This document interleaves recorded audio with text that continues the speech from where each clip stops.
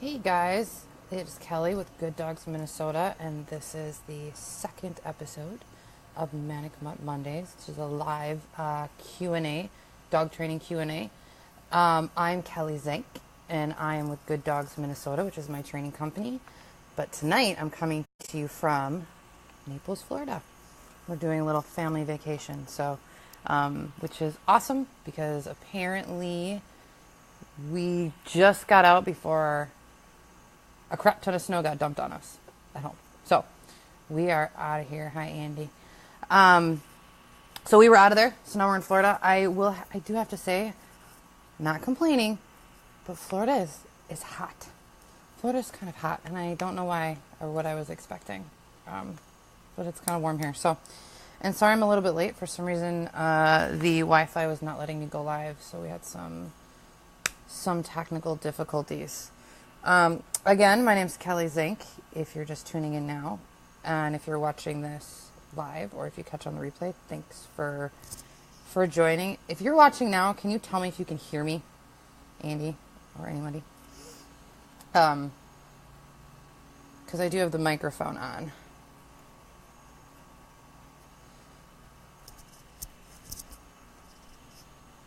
If you can hear me, if you could just give a comment, give a like, something to let me know that you can hear me. What's up, Katie? Can you guys hear me okay? Anybody? I want to make sure that I'm not dead air. Super. Awesome. You can hear me. All right, cool. Again, this is our live Q&A. If you're unfamiliar with me, I'm Kelly Zink, and my business is Good Dog Minnesota. We are actually in Florida now, though, which is pretty awesome. And we have a few questions. The first question is from Mike, who I hope will jump on here to get his question answered. But he brought home a 10-week-old puppy. He actually asked me the question last week. So he has a 10-week-old puppy home now, and also a 10-year-old cat, and was told by many to just let the cat and the puppy work it out, and asked me how I felt about that. And my answer is absolutely not. Do not allow the cat and the puppy to quote unquote work it out. That could have disastrous results. Here's what you should do. And Mike, if you're watching this, you're catching on the replay, and if I don't answer your question fully, go ahead and leave a comment below or PM me and we can talk more. But the biggest thing with cats and dogs, cats can be a little more tricky than dogs. Your biggest challenge is actually going to be the cat and how the cat behaves. It's really important for cats to be able to observe without having to interact with the dog. So if you have a cat and you're bringing the dog into the cat's environment, you need to provide the cat with space that they can observe, but at a safe distance. Cats are very space oriented versus socially oriented, which means that I could have the most greatest cat in the world, super wonderful, super lovey, but if I take my cat to the vet and he's stressed out, he's going to claw my eyes out just as soon as he's going to claw the vet's eyes out. They don't care. Dogs, on the other hand, they prefer their people, right? So I can calm my dog down at the vet. If my dog is nervous around other people, I can hold my dog and tell him shh, and calm the dog down. Again, because dogs are more social, right? They place higher value in social relationships than cats do. Sorry, cat people. Katie, I know you're on watching, but it's true. So it's really important that when you're bringing a dog into a cat's world, that you keep their environment as managed as possible, as and undisturbed as you possibly can. And how you do that is bringing a puppy in. You have a really good chance to actually set some boundaries. So you want to divide up the house, or give a cat at least a room, and maybe even before you bring the puppy in, give the cat a room with the litter box and the food and water accessible, lots of high shelves. Lots of high shelves for them to climb up on, and get them really comfortable with that room, so that when you actually bring the puppy home, the cat's already pretty comfortable in that room. They're used to going to the bathroom in the room. They're used to eating in that room. They're used to just kind of hanging out in that room, maybe even put him in there at night for a while. The puppy, Mike's puppy, he said was a husky German Shepherd mix. So I'm not going to lie, a lot of the cat chasers we see are huskies and German Shepherds. They have a high prey drive. It is what it is.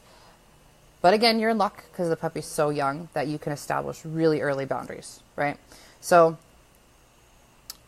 when it comes to puppies, let's say you bring you bring the puppy home. As much as possible, I would encourage that dog to ignore that cat, right? Simply with a puppy that young, you just want to redirect. You just want to make everything else more enjoyable and more fun than the cat. And the tricky part is really your cat. How well is your cat going to respond to the puppy? If you have a really dog savvy cat, which is a cat that knows dogs, has been around dogs, has learned kind of how to manipulate dogs into being chill, right? Has learned that if I run, they chase, but if I just stand here, I usually am okay. And has learned to kind of use space, right, to kind of communicate with a dog. Those are what we call cat savvy dogs. And if you have not cat savvy dogs, dog savvy cat, excuse me. And if you have a dog savvy cat, you probably are going to be fine.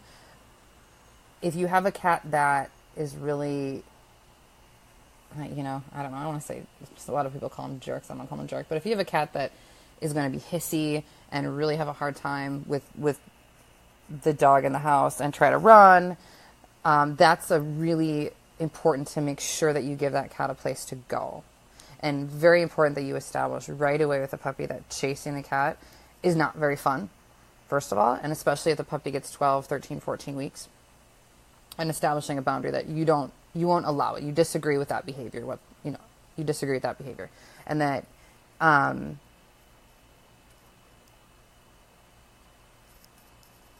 yeah, sorry, I was thinking about something else. It might take a super long time. And I think people need to really realize that cats take a really long time to adjust to change. If the cat pees somewhere in the house, don't be surprised. If the cat becomes a little more agitated and aggressive with people, because when the new puppy comes, don't be surprised. Best thing you can do is leave the cat alone and let them adjust. If down the road you have issues with the cat, you have issues with the dog and the cat, ideally, oh cute, ideally you want the cat and the dog to be kind of friends, right? I mean, that's kind of like your biggest outcome, but it might not happen. So your expectations really should be that they're just going to live in the same house and ignore each other. If they end up being friends, great. Awesome. You're golden. But they might not. And you just kind of have to accept that. Really important, number one, is get some training on that puppy and do it soon. Do not let the puppy free roam the house. Right? Yep. Do not let the puppy free roam the house. Do not let the puppy be barking and be sassy. Do not let the puppy even, don't even give the puppy a chance to realize that the cat is fun to chase, right? You want to make sure that you got a puppy that young, especially a husky German Shepherd mix. Honestly, in the kennel, working on place, you can start place that early. X-Pen, yep, the X-Pen is great, especially because you can move them around or have X-Pen in each room, which I've done with my puppy.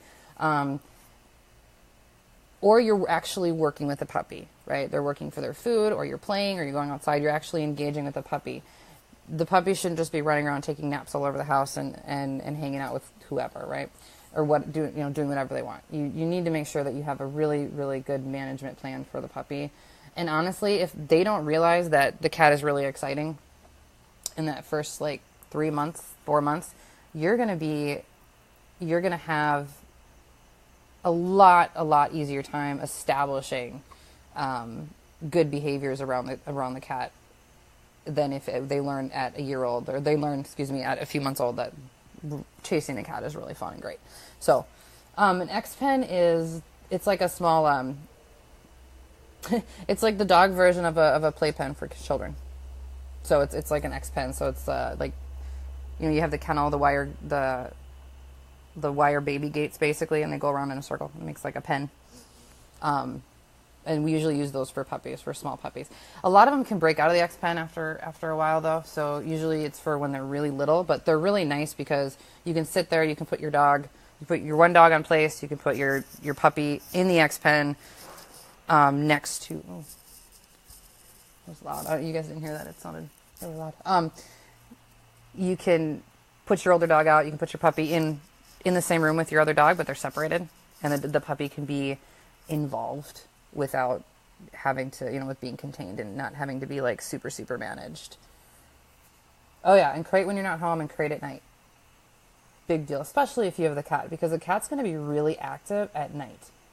And that's probably when the cat's going to be most active right away. If it's super stressed out about the puppy, it's going to be out a lot at night. And that puppy needs to be penned up and kenneled, especially. Yeah, Learberg has a video, learberg.com. I think Michael Ellis had his DVD out, The Working Dog Puppy, which I love Michael Ellis. And he has a lot of videos up when that came out about X-Pens and puppies and how to kind of assimilate them into your household, and starting out with a lot of management and then slowly weaning off a lot of management within the first year. But even and it really depends on the puppy. You could have a dog that you have to manage for 2 years before they can have like free roam of the house, and that's okay. It's perfectly okay. It's much better to manage too long than too short, too little. I think definitely, for sure. So back to the cat. What I do is let's say like have a room baby gated off for the cat to go. Lots of high shelves in the room, lots of places where he can be high and he can observe the dog, observe the puppy, learn the puppy's noises, the puppy smells, all the dog's movements, so they can get super comfortable. If the cat comes out and wants to see the puppy or gets curious enough, the best thing that you can do is be there to watch. You should be supervising. And if it's coming out to the puppy, because we just talked about management, you should be there. The puppy shouldn't be unsupervised.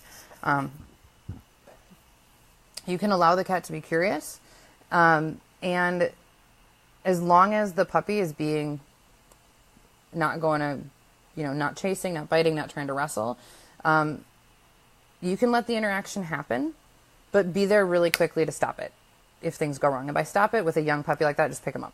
Just manage. Just pick him up at this point. 10 weeks old, just make it easy on yourself.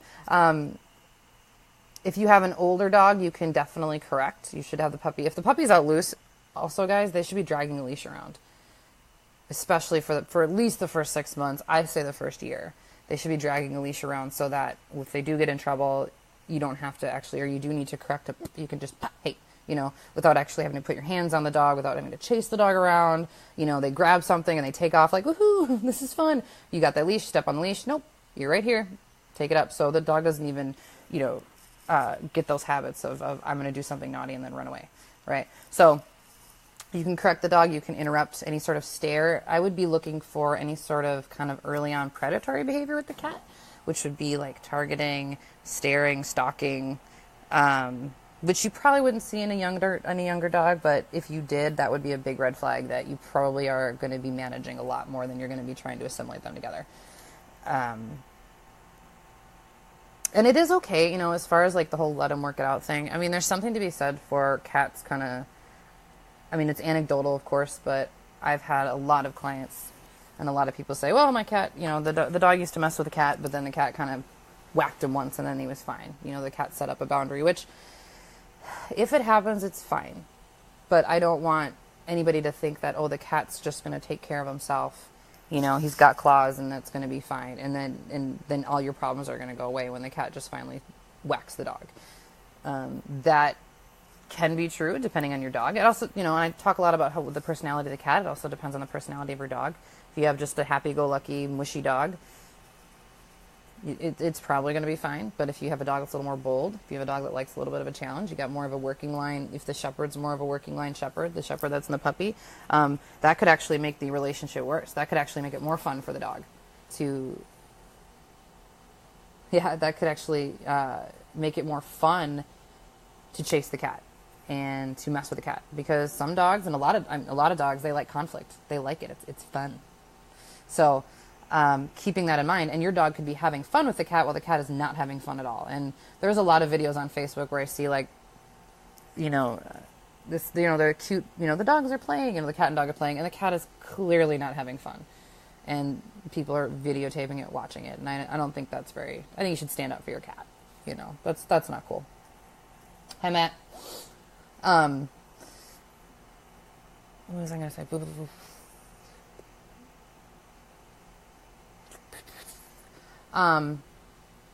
If at some point, it's bad, if you have a dog that's really going to go after cats. I have a client right now, and we've put up shelves. Step one gets put up shelves. So they installed a bunch of shelves for the cat going up. The dog's e-collar trained. We're going to start with e-collar with the cat. So dog gets close to the cat. We tap, nope, on the e-collar. She should know what that means. We'll just turn around and come over, right? So she's learning that. If she chooses not to and she chooses to go after the cat, we will correct with the e-collar. That I would say you don't have to, if you have a puppy, I wouldn't be in the mindset that I'm just going to correct with the e-collar someday. I would definitely work on creating that relationship. Also, you want your cat to see you as like a place to go if it's bad, right? So please don't go get your cat and try to introduce them to the puppy. Just let the cat make the decision on its own. All you're going to do is you're going to create conflict. Your cat's going to be like, screw you, you're crazy, you want me to go and hang out with this creature I don't want to hang out with. I would much rather, if I'm coming into a dress, that my cat goes, sweet, she's going to save me, right? Pick up, move, right? Help out. So there's that. And then the last thing is make sure with the puppy, make sure you build habits with that puppy and you build you imprint, I guess is the best word, that you are more fun than that cat. Hanging out with you and listening is more fun than chasing the cat. If you have a dog that's very active and very intelligent and wants to chase things, you need to be able to provide biological fulfillment in some way for that dog, right? Whether that's through training, which it should be training, like that's a given. But whether that's through getting him into some sort of a sport, whether that's doing retrieve work, whether that's doing some really controlled fetch, whether that's working bite work, right? There's a lot of different things that you can do. Dock diving is great because they get to run and jump and swim. They get a ton of energy burned there. So you need to provide that puppy with things to do. That puppy shouldn't think that chasing a cat or hanging out with the cat or trying to mess with a cat is the funnest thing he gets to do all day. All right. So Mike, if you watch this on the replay, I don't think you're on, but if you watch this, go ahead and message me and let me know how it goes. If I didn't answer your question, I know that I trail off and I go down rabbit holes. It's a dog trainer thing, I think. Let me know and we can talk and I can help you out too. So hopefully things went well. Enjoy your puppy. Puppies are great. It's the perfect time. So awesome. Hey Mike, how did the puppy go? How did everything go with the cat? And also you should send me a picture of your puppy because I have puppy fever right now. I know Ryan's on. He just got a puppy too. And man. All right. So while Mike answers my question, I'm going to go to the next question I had, which was from Andy about jumping. So I assume that you said he's jumping on people. I assume that it's during when people come over, like greeting, or is it all the time?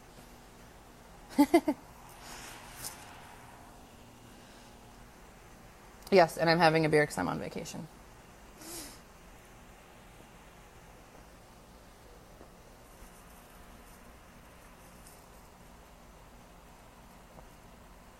Oh, okay, letting the dogs work things out. You have other dogs in the house too? All right. Well, if you have any questions about that, let me know, okay? Other dogs in the house is also a whole nother, well, which is, actually it's a good thing for your cat because the cat probably knows dogs and understands dogs and is not going to look at the puppy and go, ah, and run off. Sure, Jess, we're here. We're here. Greeting and when she's very excited. Okay. And she's a year old, right, Andy? She's young. She's in her first 2 years. Andy just adopted a dog, guys. A couple months ago. It was her first dog for quite a long time, I think, right? So as far as greeting goes, so here's the thing about jumping. It works, right? So the dog is getting something out of jumping.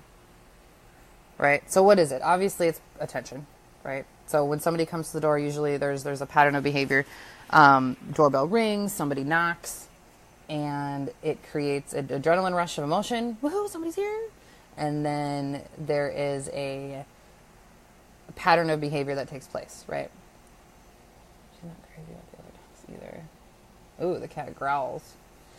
Mike, I would invest in a lot of shelves in your house so that she can have a lot of high places to chill and hang out.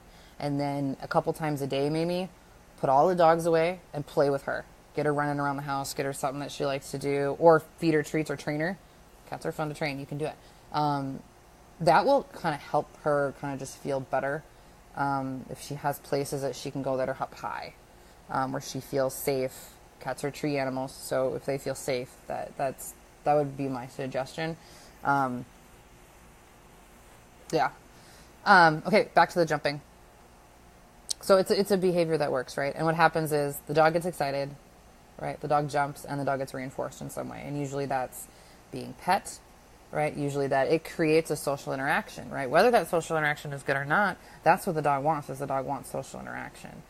At this point, when you've got a dog that already has a habit, right? They can almost get to the point where they feel that they have to jump in order to create the social interaction, right? The same way with the leash, when we talk about dogs they learn that that the tension on leash means go, right? So knowing that, number one, also, sorry guys.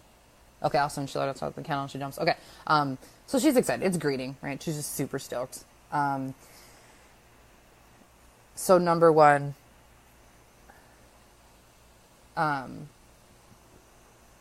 waiting with the kennel. We'll start with the kennel first. So number one is when you guys get home from the kennel, or if she's in the kennel at night, is wait 5 or 10 minutes before you let her out. Let her calm down a little bit. Let her realize that you're there and calm down before you let her out of the kennel. If you have been gone all day long and you know that she's got to go to the bathroom real bad, what I would do is I grab a leash, and the first thing I do is put the leash on her when she comes out, before she comes out of the kennel. When you open the kennel door, it should be established that she doesn't come out until she's given the okay to come out. And I will do a video on that soon and show you, because I have a dog coming for board and train that I don't think waits at the kennel door, and I'll actually do a video. Or call me. I can show you how to do it, or tell you how to do it. You can also Google. There's tons of Facebook, YouTube videos on how to keep the dog in the kennel. Pretty easy. You just, as soon as they come out, shut the door. Nope. Shut the door. Oh, they come out. And what happens is they just kind of stop, and usually they sit, and then you can say, yes, good job. And then you practice over and over again.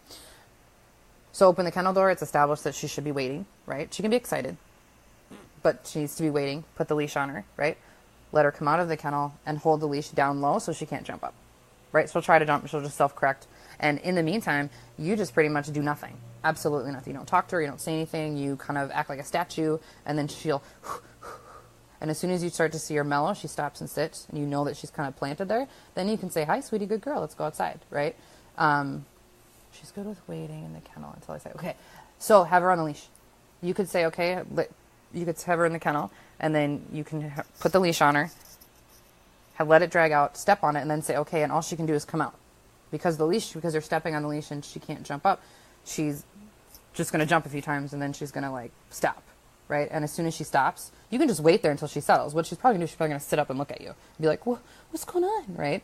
And then you can go, let's go, right? And just walk out, right? And she might do a little jump, but if you are really consistent and you try to stay as calm and as still as possible, that'll go away over time, right? Same thing when people come, when she's greeting. So there's a few different ways to deal with jumping and greeting, right? There's what I like to do first. I like to go through kind of some steps. So the first thing that I do is I establish really, really quickly that jumping turns me into a statue.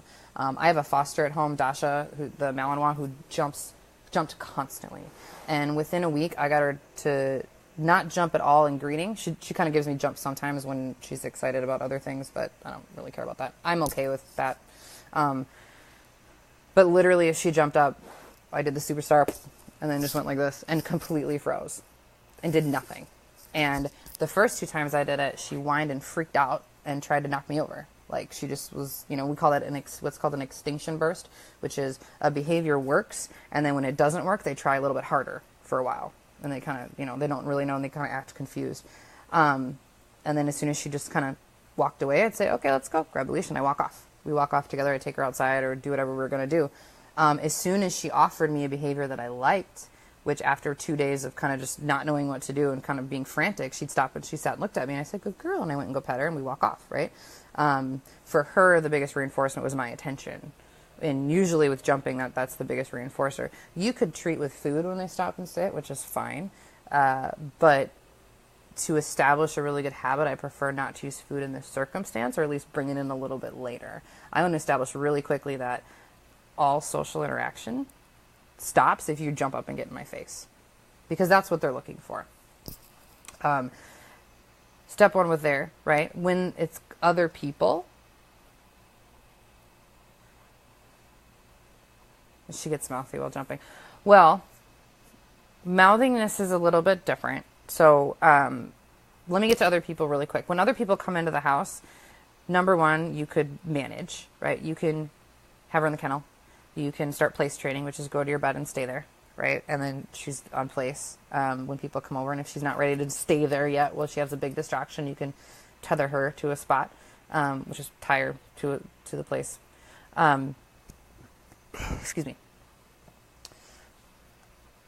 And make sure that all your guests, including the boys, everybody, does not reinforce her crazy excited behavior. That means that they have to really ignore her completely. Not say, oh, it's okay, I love dogs, oh, she's just saying hi, oh, calm down, come here, blah, blah, blah, blah, blah. Because you're just reinforcing the jumping. You're just telling her that I jump and I create this social interaction, right? If she gets mouthy, then a couple things you can do. Number one is, mouthiness, how old is she? Tell me that first. Because that would just really depend on how I would handle that. If she's 6 months and older, I probably would first attempt to correct. So if she's young and she's new in your house, I'd have her on a leash all the time when she's dragging the leash around. I would probably pop the leash once and let her know that wasn't okay. After that, I'd, again, completely ignore her, right? The other route you can go is you can ignore her. You can just straight up ignore her and let her know that that's not working. She's a year. Okay, yeah. I would have her drag the leash around. At a year is pretty old to be nipping and biting because she's excited. So I'd be really careful, make sure that she's not playing when she's being playful, like in other areas, that she's not getting reinforced for using her mouth that way. So no wrestling right now, no,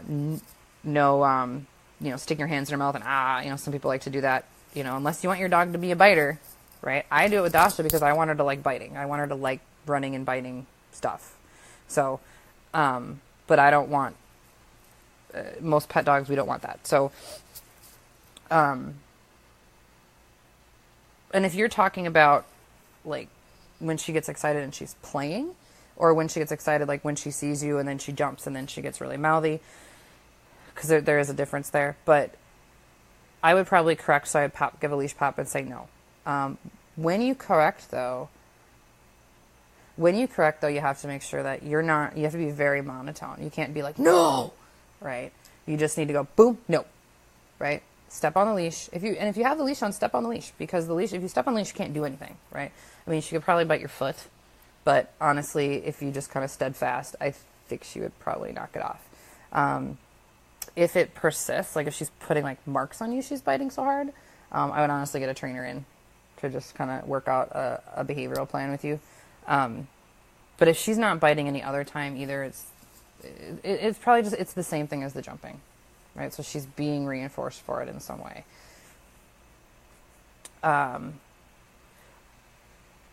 With the jumping, one of the things that you can correct her for the jumping too. So going back, let me take one step backwards. So going back to, she jumps up, we ignore, right? We don't give her any sort of whatever. Don't turn your back to her, because you're just still moving. You're still creating like this like movement, and the movement is what creates more jumping. It's not like whether or not you're facing them or whether or not you're, whatever. It's the actual like movement and contact. So if she jumps up and you ignore and then she stops, right? And she kind of looks at you or she walks away, right? You can order, good girl, right? If she goes up to make the mistake again, right? She jumps again, and then go back, good girl, right? Jump, good girl, right? And over and over and over. And it will take a little while. But you have to make sure that even if she makes a mistake, that you're rewarding her for the things she does right. Because what's going to happen in her brain, she's going to go, this worked before. Now I'm not getting this. I'm not getting what I need. And I did this, and then it worked, but then it stopped working, so now I'm going to do something else, right? Which will probably be going back to the previous behavior that she's already really, really good at, which is the jumping. So you need to make sure that you're doing it over and over again, and you need to make sure everybody that is going to be interacting with her when she's that excited is doing it as well. If you know that it's not going to happen, if you know that there are people coming over to your house and you know that they're just going to allow her to jump, put her in the kennel. And tell people she can't come out unless you do this, right?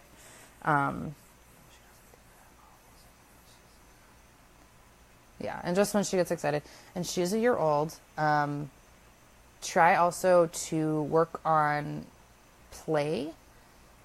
A lot of times what I do is I'll get the dog really, really revved up, right? Really, really excited, really playful, really and then I start working in obedience, right? So get some decent obedience on her. Just sit down, recall, right? Play, get a tug toy, get a ball, right? Or whatever it is that she likes. If she likes to tug or she likes to, I'm assuming she might like to tug if she's a little bit nippy. You can tug, and then give her, and teach her an out, like to drop it. Good. And then sit. Good girl. Down. Good. And then maybe like, shh, get her to relax a second and then, okay. And then let her play again. So that you're kind of jacking her up and then you're shutting her down and jacking her up and shutting her down and jacking her up and shutting her down. So she gets practiced in that. And then later on when she jacks herself up, she's going to be it's going to be easier for you to calm her down because she's practiced in doing that, right? And I usually put a command on it after a while. Shh, I go, shh, and I go, good job, shh. And I go, okay, and then jack them back up again, right? So that is also really helpful, and that's helpful in a ton of areas because your dog, a young dog like that, a year old, and from the picture, she's obviously a working dog of some kind. She's going to get jacked up a lot for a while, quite a bit actually. So that's something that I would practice a lot. What you don't want to do is with a young dog like that, you don't want to jack her up really high and then have nothing to do with that excitement and kind of let her play and then she gets all really excited and you're kind of like feeding into that excitement a lot. You want to put some sort of structure on it, right? It's just like kids in wrestling. It's like, that kids can get overdone and there's productive play and then there's just play that's actually can be pretty non-productive. So making sure that she's doing productive play. Okay. Obedience work and training isn't always when they're just calm and you have a treat in your hand and you're like, sit, good, down, good. It can also be during, it should be all the time. Honestly, it should be all the time. All right. And then management, again, I would look up place training, and if you need help with that, I can definitely help you so that you at least have something, because if you get her out of the kennel, you can put her right on place, right? So you give her something to do versus with all that kind of excitement. You can teach her to come out of the kennel and go right into a down, and then she gets treats and she gets pet while she's down, right? The goal is changing the pattern of behavior. After a while, if you're not noticing any different, or if you're noticing like she's doing good until, then you can bring in correction, which you can put a prong collar on her. You could do, a leash correction, but you have to do it's all about the timing. It's not about the harshness or how hard you do it. It's all about the timing, right? And if you're going to go the correction route, you need to be really good at it. You need to be really consistent with it. I meet a lot of dogs that go to trainers that are highly corrective, more on the corrective side, which is fine. Some dogs need more correction than others. But I walk into the house and the dog jumps and boom, and they snap the dog. And if you're doing it consistently, perfect. You're working on place. Great. Awesome. If you're doing it consistently, if you're having to correct a behavior more than like once a week, it's not working, right? It's like, it's the whole idea of like spanking a child. Is it work? Well, yeah, I spank him every time he's bad. Is he still bad? Yeah, well, obviously the spanking is not working, right? So make sure that if you're going to go the correction route, that you're committed to it and you're doing it consistently, right? Same thing with any other thing. It can take up to 3 weeks to change a behavior when things are consistent. So imagine how easy it is to be non-consistent in 3 weeks span of time. So it's just really important that you get everybody on board that's with a dog. When you have family come over, and I have, my father will not leave my dog alone when I come over, and I'm sure you can imagine. And it's really important that I lay down the law and say, listen, I'm going to put the dogs in a kennel. Don't pet them and get them all excited, right? It makes them make bad choices. So, and honestly, she's a year old. It'll get better. She'll start to mellow out a little bit. Usually about 10 months to, I don't know, I'd say a year and a half. They get pretty stupid for a while. So it'll pass. It's true. It's true. All right. Does anybody have any more questions? I don't even know what time it is. Does anybody have any more questions about anything? Anything really? Dog training? Florida? And if anybody's at home, how bad did it snow?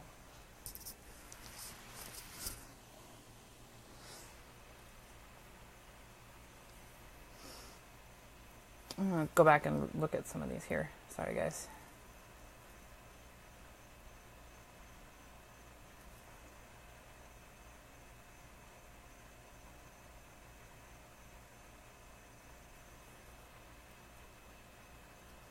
The other thing, too, just a covering now, man. Oh, okay. Good. I told my wife that I expect all of the snow to be shoveled from our yard when I get home. The other thing, too, is one thing, guys, that I know all of you here have dogs, and especially the young dogs, and Will, if they had to do this, was experiment not talking to your dog for like a week and only saying minimal things to your dog. I mean, obviously if they need help, like, because they don't know what the hell you want them to do. But like a lot, you said like she's really good until you say, okay, I went back and read that. And sometimes that okay, we think it means good job, you've released. And to the dog, it can mean I get to get excited now. I get to act out on my excitement. I'm waiting and waiting and waiting and then go, right? So instead of saying okay, I would put the leash on her and I would say, let's go and walk her like around the house for a second. That keeps her in that more of a calmer state. And right away she's going to be like, "Ugh," but just getting her a little bit calmed down. But a good thing to do is practice not talking to your dog. Practice using space, right? So don't tell her to wait at a kennel. Just step in front of the kennel and then back up a little. She goes up, oh, back up, right? Though that's a language that dogs understand. Because dogs, it's all body language for dogs. Minimal verbal, right? It's all body language. So if you can think about what you're telling her with your body, and focus on that more than focus on what you're saying, it's really, really helpful. I practice a lot, like taking a week where I don't give my dog a command whatsoever, like an obedience command at all. And I just let them know through my body language what I want, right? So if that makes sense. And that really helps me watch their reaction versus me thinking about what I'm saying. So if I'm like, sit, and I'm thinking about a sit, and I'm watching them, and he could be a little confused. Kid and dogs, yeah, I mean, it's the same thing.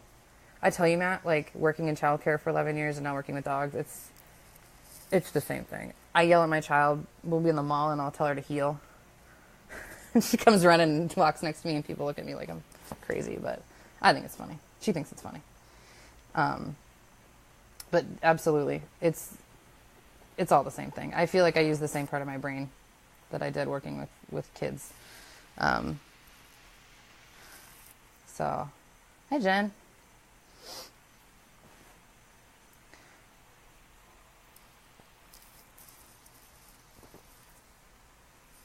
I'm going to go back and read some things here.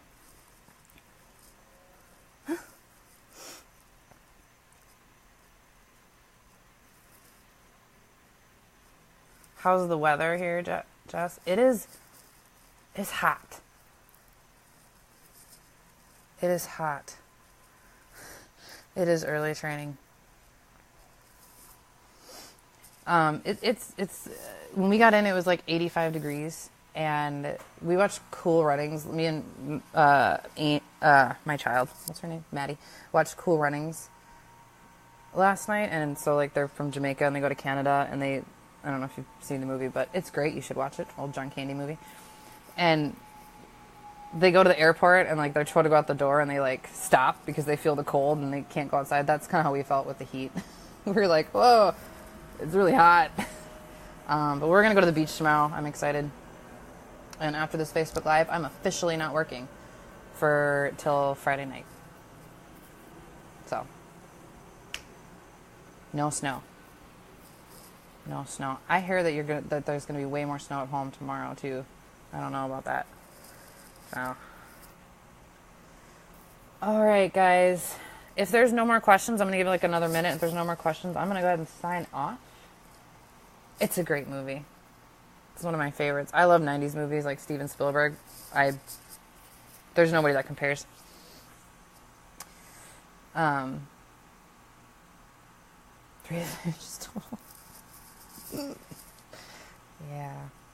Minnesota. I love Minnesota though, so I'll never leave.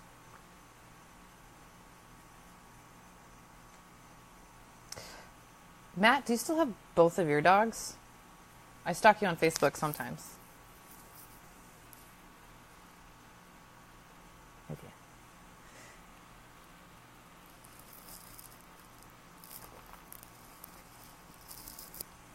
Wow. They must be old. What's having an old border collie like?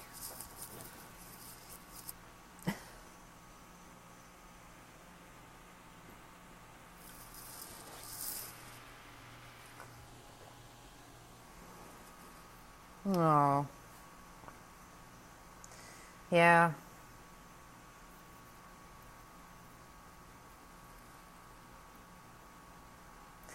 Zeus is more reactive. So just Zeus is more reactive. Yep.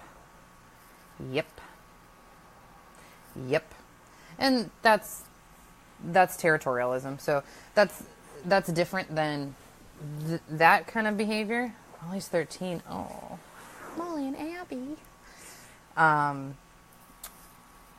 That is different reactivity than it is when it's on walks. He is being protective. He's being territorial. So that's different than when he's on a walk and he's reacting to dogs and people. And it's actually good that he's reacting a little bit less outdoors. I get worried when dogs react more outside with people and dogs than they do like on their own property. He's being protective, and he's being, I'd call it territorial versus protection. Protection is a little bit different, but so one thing you can do is you establish a pattern of behavior, right? In my house, because we live where we live and we live in the country, I allow my dogs to bark at people walking by. I don't care. I could be out and people can roll up my property and I wouldn't know it, and I don't like that. So my dogs are allowed to bark, but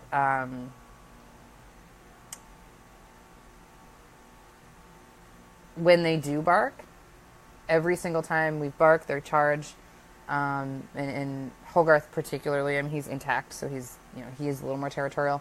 He'll bark, he'll kind of run up, and then I recall him immediately and he's got the e-collar on, so I will reinforce if I need to, and I recall him, and I come over and have him sit by me, and he sits and watches people walk by. And the same thing when the doorbell rings. When the doorbell rings in our house, the doorbell ring, the dogs will bark, and Hogarth immediately bark, and he'll come and run and sit by me. And I could be in the back of the house, like in my bedroom, and he'll come and run and sit by the bed.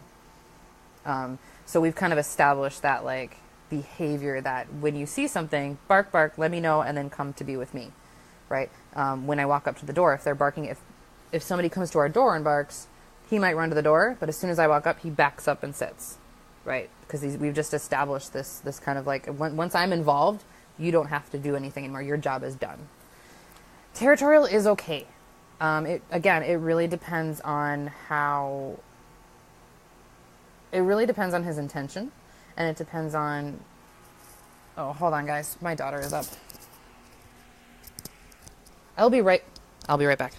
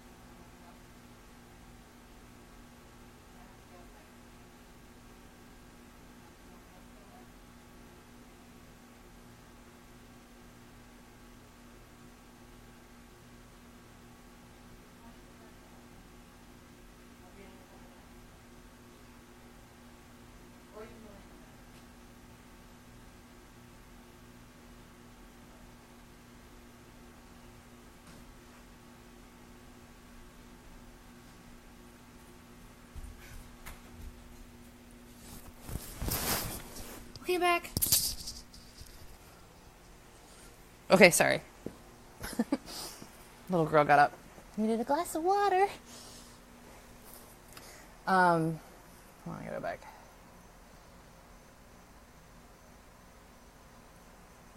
Yep.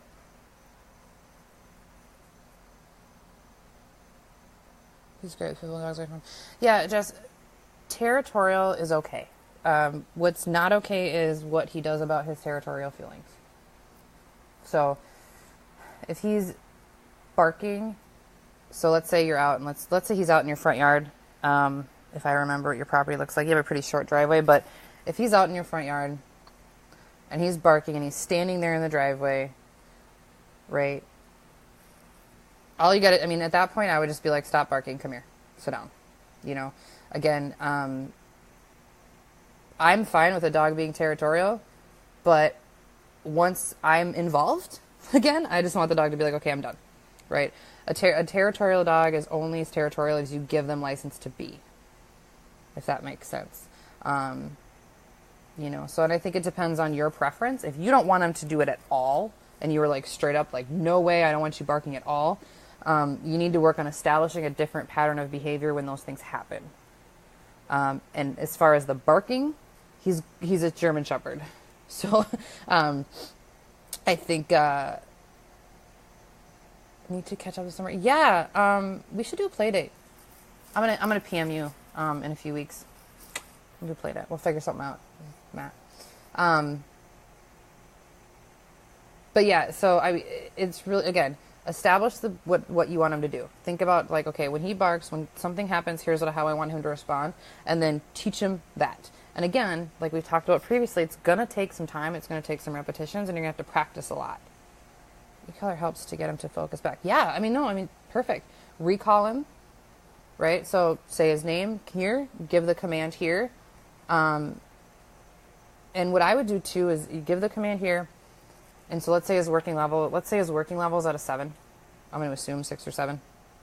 But let's say his working level is out of 7. Recall him without the e-collar, say here, if he's fully conditioned. I don't know if he is, but if he's fully conditioned to the e-collar. I don't mind him barking, but yeah. So recall him. So say Zeus here. Or sometimes you can give like a thank you command. I have one of those too, where I'm just like, thanks guys, come here, you know. And the thank you means you can be done now. You can stop. So again, sorry, it's the heat. Recall him, tell him here. If he doesn't abide by it, so let's say his working level's at a 7, do it like a 12. Give him a tap tap at a 12 and see if he kind of whoop, and then go, if as soon as he turns, good. Yes, good. Come here. And then, you know, ask him to sit or ask him to down or whatever you want. Be careful about how much you ask of him right away. I would even just have him come here. And if he has a leash outside, have him have a leash outside, so at least you can kind of grab him and put him here. And then you can ask him to sit. The reason why I say go up a little with the e-collar is because he probably, if he's excited, he's not going to hear that working, he's not going to feel that working level. And if you just get him a little bit higher than that, they kind of, oh, okay. And then the next time he does it, he's going to remember that, and he's going to go, oh, and as soon as he turns, gives you even like the slightest, like his ears like this, even if he goes like this, I want you to be like, yes, good boy, come on. Really, really catch that. He loves to talk. Yeah. Yeah. That happens. Hoagie boofs. So if I recall him, he'll sit there and go, you know, which, whatever. You got to pick and choose your battles. And if he's not rushing out and attacking people, consider yourself lucky. It's good. It's a good thing, because there's a lot of dogs that cannot handle people walking by at all. So, I actually have to get going, guys. I have, my kid is, I think she's still awake in there. I'm going to go put her to bed or let her crawl into bed with me. This was super fun. I will be back next week. If you are watching this on the replay, feel free to leave a comment. Feel free to leave a question. Feel free to tell me what you like or didn't like. Whatever. Let me know. And I will be on next week. We'll be home. So I'll be on next week, 7:30 at home. And I won't have this lovely Florida background or this great lighting, unfortunately. You guys have a great night, and I'll see you next time. Oh, and if you'd like to know more about me, visit gooddogsminnesota.com. Peace out, Gabby. Yeah,